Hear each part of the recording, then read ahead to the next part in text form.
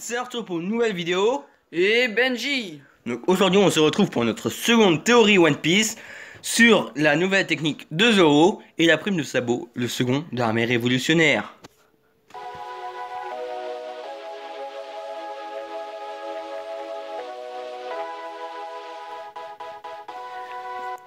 Tout commença au chapitre 126 à Little Garden. Mr. Three a fait une attaque de cire et enferma Zoro, Nami et Vivi. Après, à l'extérieur, il y a Luffy qui, quand même, a réussi à mettre feu à la cire. Et Zoro, en ressortant, il était tout en flammes. Il était vraiment en train de brûler de partout. Et avec ses sabres qui étaient aussi en flammes, il a brûlé Mr. Five. Donc nous voilà au combat Zoro vs Ryuma où leur dernière attaque, pour Ryuma c'était une attaque basique mais très puissante, et Zoro une attaque avec un dragon de flamme qui vaincu Ryuma, et Ryuma lui transmet son sabre. Donc après il y a Zoro, donc c'est dans le Nouveau Monde, après l'ellipse, qui continue toujours à dire qu'il aimerait bien quand même faire des attaques avec des flammes. Et il y a Usopp qui est connu pour que ses mensonges deviennent réalité, qui a dit que Zoro savait faire des attaques avec des flammes. Et nous voilà, comme je vous avais dit, à l'attaque de Zoro contre Ryuma. Comme je vous avais dit, il a le dragon de flamme. Donc nous voilà à la fin de la première partie de la théorie. Donc ce qui nous a fait penser à ça, c'est tout ce qu'on a dit avant. Et aussi parce que Sanji contrôle les flammes avec sa jambe du diable. Et Luffy avec son Red Hawk. Donc après, dans les petits livrets que fait Eiichiro-Oda, qui ne font pas partie du manga mais qui dévoilent quand même certains éléments, il est dit que la prime de sabot est de 602 millions de berries. Donc après, nous on pense pas vraiment que ça soit ça, donc Arthur va vous l'expliquer.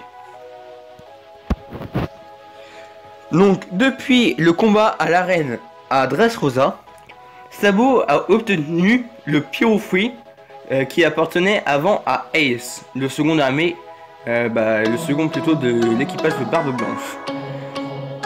Et donc nous pensons que depuis qu'il a ce pouvoir, Sabo mériterait d'avoir une prime peut-être de 800 millions de berries. Et aussi parce que avant Ace, quand il était dans l'équipage de Barbe Blanche, si Sabo était le second de l'armée révolutionnaire, il aurait sûrement entendu parler de Sabo et aurait sûrement su que Sabo était son frère quand il était enfant. Voilà. Donc après, on peut voir une image du combat contre Fujitora. Donc est-ce que quelqu'un à presque 600 millions de berries pourrait quand même tenir autant tête à un amiral? J'ai du mal à y croire parce qu'un amiral est quand même plus puissant que 600 millions de berries. Étant donné que Akainu massacrait déjà Ace qui était à 550 millions de berries. Donc autrement, on pense pas vraiment que les deux se donnaient à fond, mais ils ont... Parce que sinon ils auraient pu totalement ravager la ville, mais ils ont déjà fait pas mal de dégâts. Donc voilà. Et donc nous voilà à la fin de notre théorie.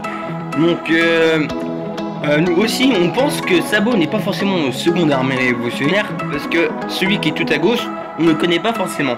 Ça pourrait pas être combat pour nous parce que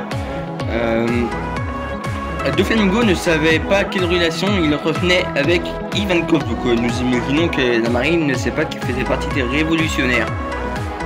Et de façon, même le troisième d'armée révolutionnaire mériterait une plus grande prime pour moi que 600 millions de berries.